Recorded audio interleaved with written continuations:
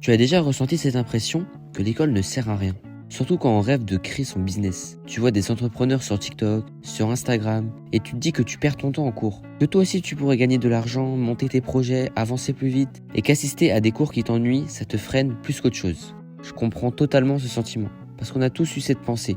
On s'est tous déjà demandé, mais pourquoi je suis là? Pourquoi j'apprends ça? Ça va jamais me servir pour mon business? Et pourtant, même si l'école ne te donne pas directement un business, même si elle ne t'apprend pas comment créer une entreprise, comment gérer des clients ou comment faire du marketing, elle t'apporte quelque chose encore plus important. Quelque chose que beaucoup d'entrepreneurs comprennent seulement plus tard. L'école, même sans le vouloir, t'entraîne pour l'entrepreneuriat. Elle te prépare mentalement et elle t'équipe, elle te forge. Et aujourd'hui, je vais t'expliquer pourquoi. Je veux que tu imagines ton futur business. Pas ce qu'il va vendre, pas combien tu vas gagner, mais ce que ça va te demander toi, en tant que personne. Parce qu'un business, ça demande beaucoup plus que d'avoir une idée. Ça demande de la discipline, de la patience, de la communication et de la gestion du stress. Et aussi d'apprendre constamment. Et ça, ce sont des choses que tu apprends à l'école, même quand tu n'en es pas conscient. Commençons par la discipline. C'est sûrement la compétence la plus sous-estimée, mais la plus importante. Un business, ce n'est pas juste poster une vidéo ou recevoir de l'argent. C'est des tâches répétitives, des moments où tu n'as aucune motivation, des périodes où tu dois travailler même quand tu es fatigué, malade ou énervé. L'école avec ses horaires, ses devoirs et ses examens t'entraîne exactement à ça. Faire ce que tu dois faire même quand tu n'en as pas envie. Et crois-moi, les entrepreneurs qui réussissent ne sont pas forcément les plus intelligents, mais les plus réguliers. La discipline, c'est la base de tout. Et chaque fois que tu respectes une deadline scolaire, tu fais déjà un entraînement d'entrepreneur. Ensuite, parlons de la capacité à apprendre vite. Dans l'entrepreneuriat, les outils évoluent, les plateformes changent, les stratégies changent, les règles changent. Tu ne peux pas rester figé. Tu dois constamment t'adapter.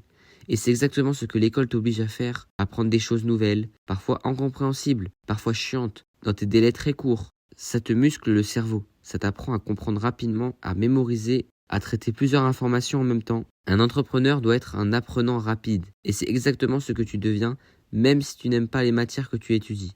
Un autre truc super important, et qu'on oublie souvent, la communication. Communiquer, c'est tout.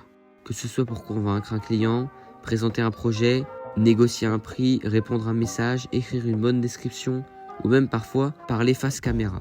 Et à l'école, entre les exposés, les rédactions, les travaux en groupe et les prises de parole, tu t'améliores sans même t'en rendre compte. Quand tu sais t'exprimer clairement, tu pars déjà avec un avantage énorme de 90% des gens. Et dans un monde où tout le monde veut lancer son business, ceux qui savent le mieux communiquer gagnent. Pas ceux qui sont les plus forts en business, ceux qui savent se vendre. Maintenant, parlons d'un truc que beaucoup de gens sous-estiment, le réseau. Les gens que tu rencontres aujourd'hui à l'école, ce sont peut-être tes futurs associés, peut-être tes futurs collaborateurs, peut-être tes futurs premiers clients, peut-être même des gens qui auront un contact, un talent, une compétence qui pourraient changer ton business un jour. On croit souvent que le réseau se construit plus tard, mais en réalité, il commence à l'école. Les grandes boîtes le savent, les entrepreneurs le savent, et toi aussi, tu peux en profiter. Il suffit parfois d'une seule personne croisée à l'école pour débloquer une opportunité. Une recommandation, un coup de main, un partage, ça va très vite. Alors oui, peut-être que tu n'aimes pas tout le monde dans ta classe, mais dans chaque environnement, il y a quelqu'un qui peut t'apporter quelque chose, et toi, tu peux apporter quelque chose aussi. Continuons avec des points essentiels, la gestion du stress. Parce qu'un business, ce n'est pas que de la motivation, des idées et de l'argent. C'est aussi des imprévus, des problèmes, des clients compliqués, des urgences, des décisions importantes à prendre rapidement. Le stress fait partie du game. Et à l'école, tu apprends justement à gérer la pression. Celle des contrôles, des examens, des oraux, des échéances. Tu apprends à respirer, à t'organiser et à prioriser. Ça peut te sembler inutile aujourd'hui, mais le jour où tu devras livrer un gros projet, répondre à un client en urgence ou gérer un coup de pression professionnel, tu seras très content d'avoir développé cette capacité. Il y a une autre chose essentielle que l'école t'apprend, la frustration.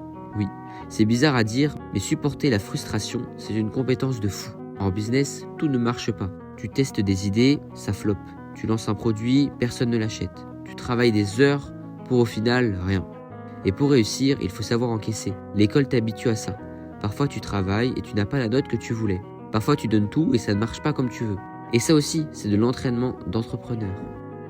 Et enfin, il y a quelque chose que personne ne dit, mais qui est tellement vrai.